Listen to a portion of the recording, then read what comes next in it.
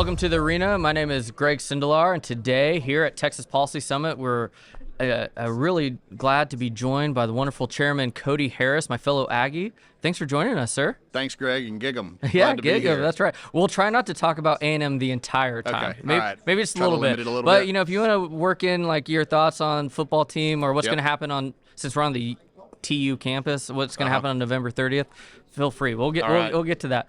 But you know, the purpose here is to get to know you a little bit, get to understand kind of how the legislative process works. So maybe let's start. You know, what got you into this? Why did you decide to? You know, you had a great life. You got a wonderful wife and kids. What made you want to run for office and be part of the madness here in Austin? Yeah. No, that's a really good question, and something that I really like to talk about with people. Because once I answer it, you'll kind of understand a little bit more about legislative process and how it works. But so growing up, I was born in Tyler. My dad was a real estate developer, and during the savings and loan crisis, oil and gas collapse in the 1980s, my parents lost everything overnight. And so they grew up in Palestine, so not knowing what else to do, they moved us to Palestine, and I was 7 years old at the time. This was in 1990. And in order to try to figure out a way to make somewhat of a living and make ends meet, my dad decided the idea would be to rent 100 acres in Elkhart, which is a little town south of Palestine, and we would grow a crop of watermelon, cucumbers, sweet corn, and cantaloupe. And so I've got two brothers and a sister. So it was the four siblings and my mom and dad getting up at 5 o'clock every morning, going to work the field, harvest it, and we actually sold it on the side of the road on the highway there. And so that whole summer, that's how we made ends meet. So that's where I got the first real glimpse of what it means to be part of a small rural community where our neighbors who we didn't know. Maybe my mom and dad knew them when they were growing up, something like that. But they came out without being asked to help us and to go alongside us as we were learning this process. So that's where I didn't realize it at the time, of course. But now looking back, man, that's what makes rural Texas so special. Yeah. Didn't think agriculture would really play a role in my life ever moving forward. So grew up. Went through the schooling process in Palestine, then went to Texas A&M. Took my high school sweetheart with me, and my dad eventually, my mom and dad both got into real estate, did small town real estate. And so when I was at A&M, got my license, and we decided to move back home and got into farm and ranch real estate, which I loved. Doing farm and ranch, commercial, everything, but I really loved farm and ranch, and got into this program called the Texas Agricultural Lifetime Leadership Program through Texas A&M. It's this 2-year program, about 23 or 24 young professionals, sometimes not young professionals, but professionals in some part of the ag or agribusiness industry, every quarter would travel around the state of Texas and the country studying rural communities, ag businesses, and agriculture, and how government policies affect those things. And I had never been to California before. So on one of these quarterly trips, we went to California. Prior to this, I always just kind of assumed there must be something in the drinking water that made everybody in California crazy. And it was just, that was my idea of it. But when we got there and we were in the San Joaquin Valley, which produces 80% of the country's fresh produce, those rural communities, what I discovered is they're very similar to our rural communities in Texas. Some of the most conservative people I've ever met come out of there. Yeah, exactly. Real strong family values. Yep. I mean, deep conservative convictions. And so I started asking them, what happened to California? Yeah. I mean, you guys produced Ronald Reagan. What's going on now? And their answer was that the urban centers like Los Angeles, Sacramento, San Francisco, going down the list, those grew at such a fast pace that the seats in their state legislature went to those big cities, and they lost representation for their rural communities. And so as their voice shrank, these larger cities began passing policies, crazy left-wing policies on these rural communities, and their hands were tied. They couldn't do anything. So that's when I understood how the light bulb kind of went off for me. In states that have a limited number of rural seats, like we do in Texas, Yeah. it is incredibly important to have an effective voice representing that seat, no matter where it is. And so it was actually on that trip in California when my predecessor announced that he wasn't running again. And, everybody in my class on the bus was like, you should run for us. No way. Absolutely not. I've got 4 young kids trying to make a living. And so we got home and talked to my wife about it.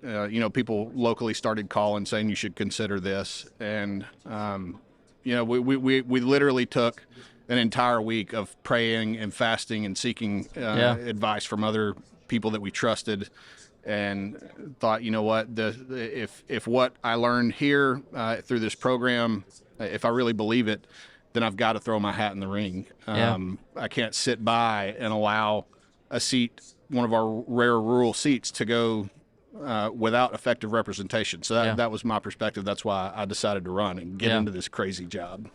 I love that. I've always told people, and I'd tell, our people at our events, I'm like, listen, rural Texas is the heart and soul of Texas. Like, the values that have kept Texas are held in rural communities. I live in Austin, Texas. I can promise you they're not held here. There's not that there aren't people that believe it, but it's very few and far between. And so, one of the most important things I think we can do is strengthen and revitalize a lot of our rural communities.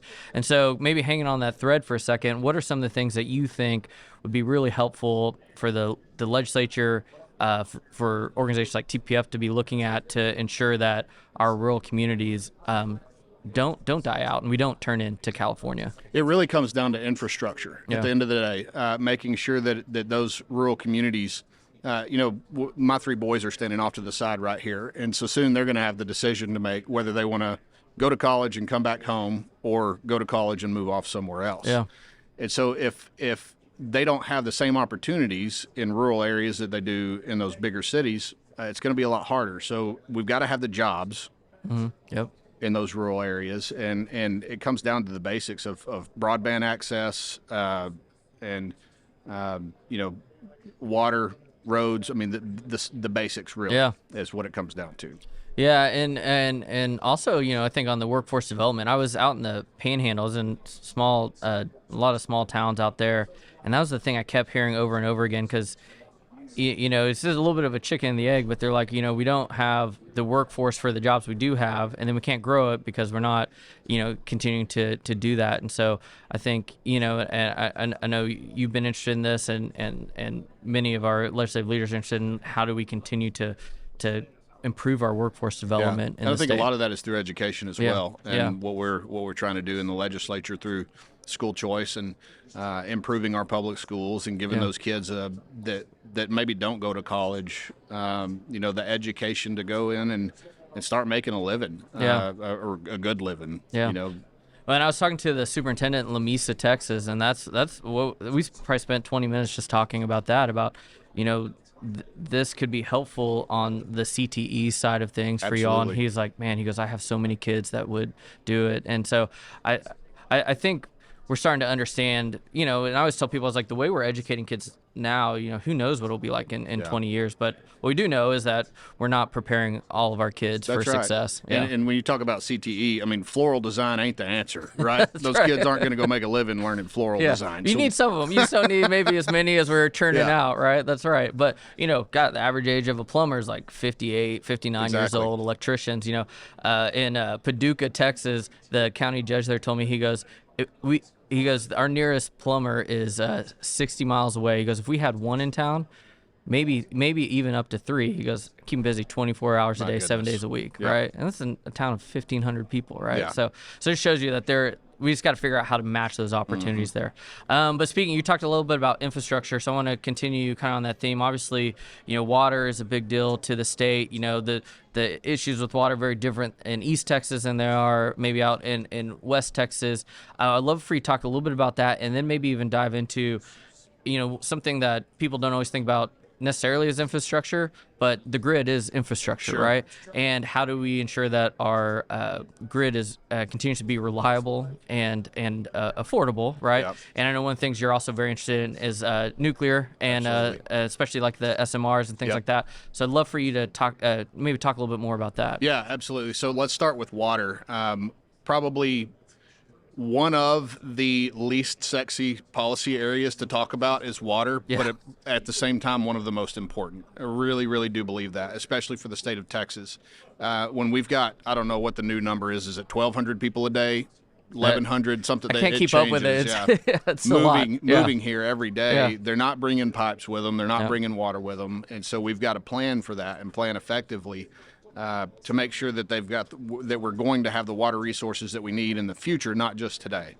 And so we're in a situation where the east half or less than the east half of the state of Texas has an abundance of groundwater. Mm-hmm.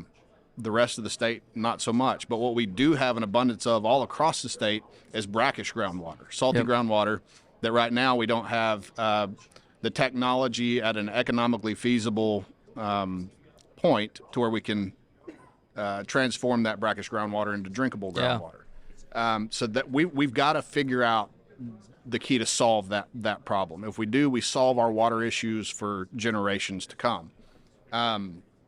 So that's why water is so important. But it also is, I think water desalination is top of mind for me in how do we solve that equation.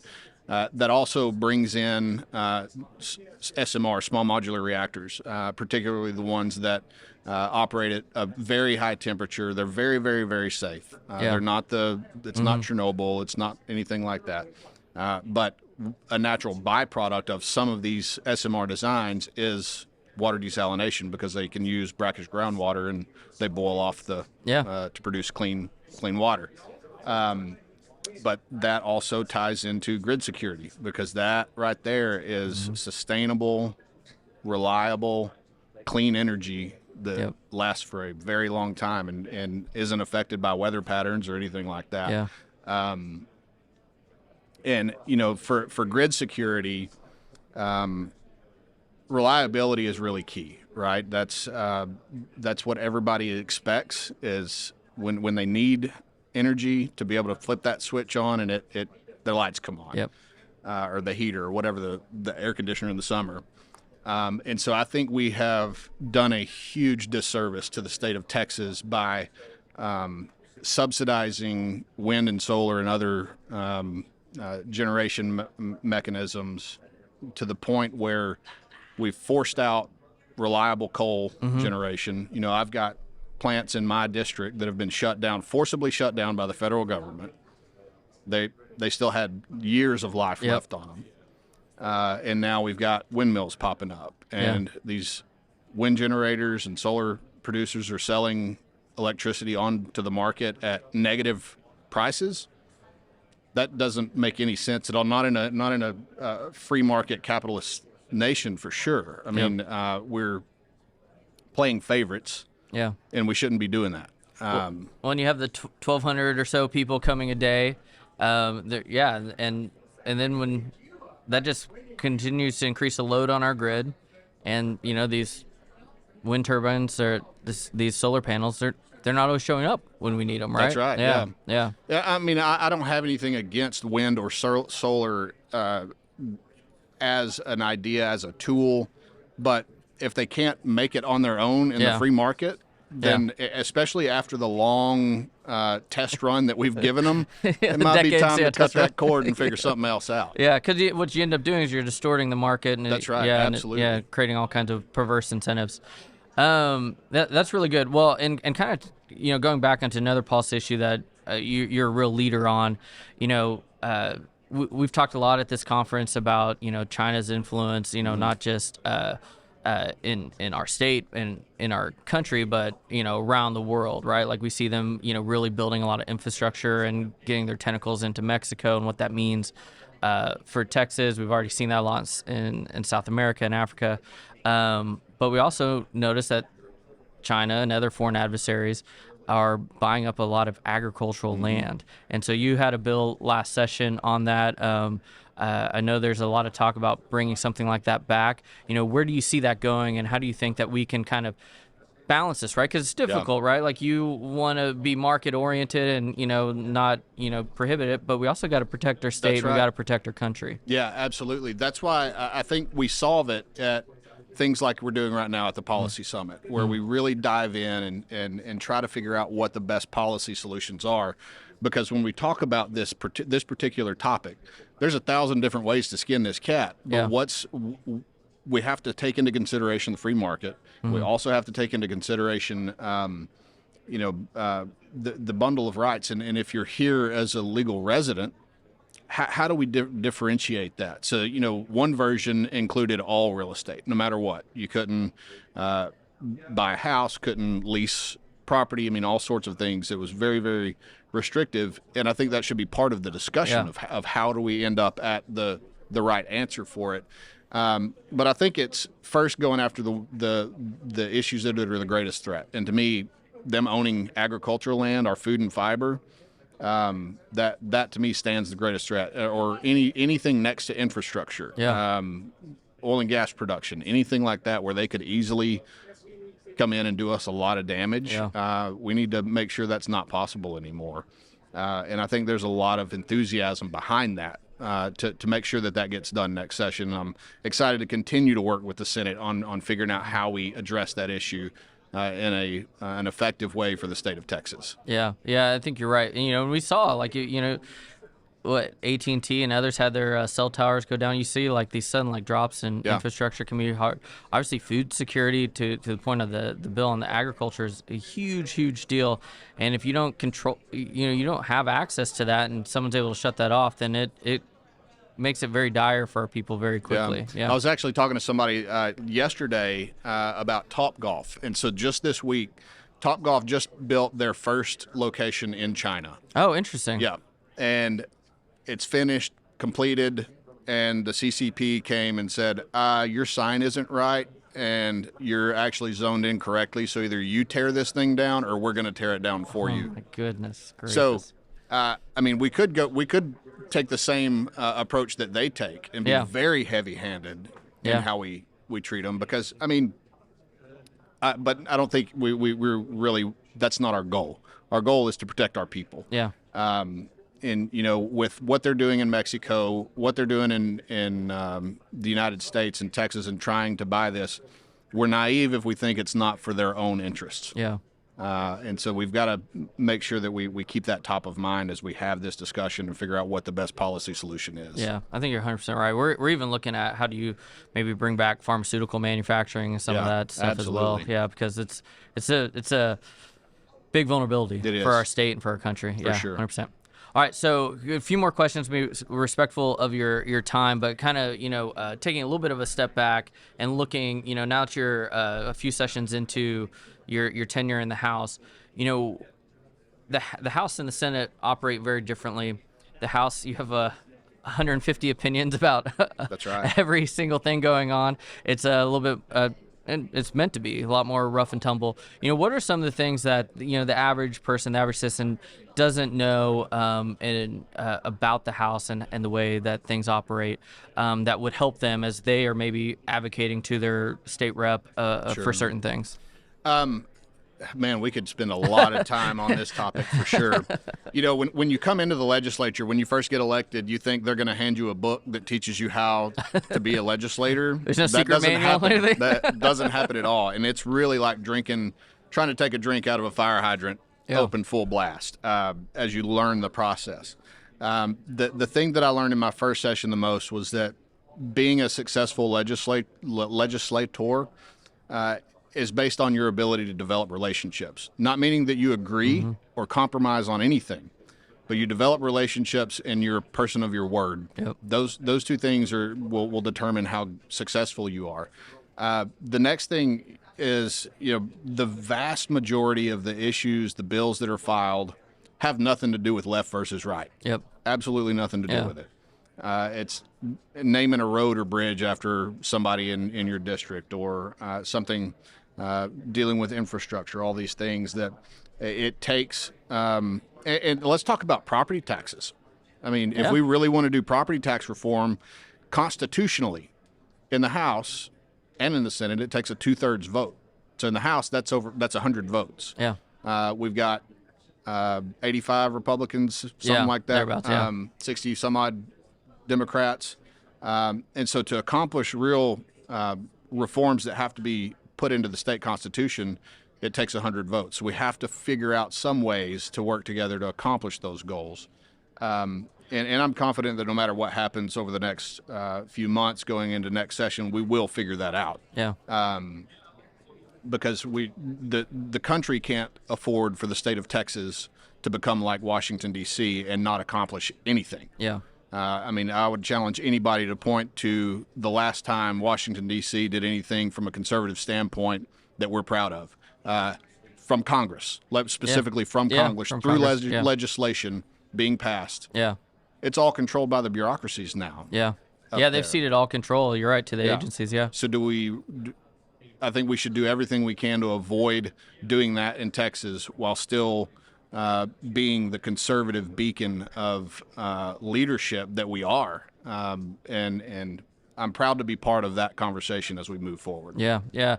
And, I think that's a really good point that, even here in Texas, like sometimes we don't realize, you can go pass a law, but how it's implemented through the agencies is such a big deal that a lot of, I think, conservatives don't pay attention to. Yeah. I know you do, and your team does, and there are several legislators that do, but it's a 365-day a year job just to make sure those laws are implemented and they can get off the rails real quick. Yeah. No question. Yeah. And that's one of the biggest headaches for both me and my staff is when we pass a bill that deals with a state agency, they'll go and do their rulemaking after that, which you're well aware of.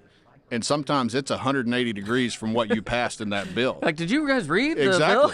Exactly. So they're very good at getting what they want. Yeah. And means that our founders never intended for. Yeah. Never intended for. So you're right. That's a big issue. Yeah. All right. Well, last question, maybe the hardest question I'm going to ask you. But I think one of the most important one of the things we try to do at the summit is just talk about all the amazing things about Texas, right? And Texas is very unique. As I was saying earlier when we were talking about water, like West Texas is very different from East Texas. The Panhandle is very different from South Texas. The Hill Country is very different from North Texas. What are, people are in your district. What are some of the things that maybe they should be looking at doing that are just kind of unique to your district? And then maybe the hardest question is, if I'm there and I got time for lunch or dinner, where should I eat? All right. So if you're traveling to the district and you're looking for something to do, something fun to do, something unique, the Texas State Railroad is at the top of the list, especially this time of year. It's an old train from the late 1800s that runs from Palestine to Rusk and back. Yeah. And right now the dogwoods and the flowers are blooming. It's just a beautiful train ride. And we've, if it's in the summer, we've got air-conditioned cars, all that. But it's a neat experience to see what it was like back in the day. If it's around Christmas time, they do a reproduction of the Polar Express, the movie. It's really cool if you've got kids or grandkids to take them on. So that's one of my favorite things to tell people about. But so now the hardest question is what my favorite place to eat. Amongst the many favorites. Yeah, I've got several, and I've got 4 counties that I cover, several cities, and so I'll tell you my personal favorite. If we're talking about breakfast, the best breakfast tacos, in my opinion, I know this is a bold statement, the best breakfast tacos in the state of Texas are in Palestine at a place called La Chaparras. La Chaparras, okay. Yes, it's on Palestine Avenue across from Little Mexico. That's my favorite breakfast spot. If we're talking about lunch and dinner, it's a place called Taqueria San Luis. Taqueria San Luis, yeah, okay. You're not going to get chips and salsa with your meal. This is authentic Mexican food. And it started as a little trailer, like a little food truck. Those usually are the best, right? Because they really prove themselves to go to brick and mortar. So over the last 10 or so years, they've built on from that, and now I've indoor dining, and that's my favorite meal if I had to pick. All right, we're writing that down. So next time I'm in the district, that's where I'm going to go. Well, I promised that'd be last question, but I really have a true last question. How are Aggies going to do next year? We're going to do great. I'm excited about our new coach, Mike Elko. But the main thing, honestly, the only thing I care about is beating the hell out of TU when we play them next year. Yeah, I'll try not to get us run out of here, but I think you're right. I look forward to high-fiving you. And I told the governor on Wednesday, I was like, I don't think November 30th is going to be such a great day for you. But we'll see. We'll see who's right or wrong. Well, Chairman Harris, thank you so much for joining us. Thank you for everything you're doing. You know, as we talked about early on, it takes a lot of sacrifice to do this, right? Especially looking at last year, you spent a lot of time away from your family and your friends and your business in East Texas. And so, Texas is grateful for your service. So thank you for doing that. Thank you very much. And thank you for joining us today on this. Thank all of y'all for watching this episode of The Arena with Chairman Harris, and we look forward to seeing you on the next episode.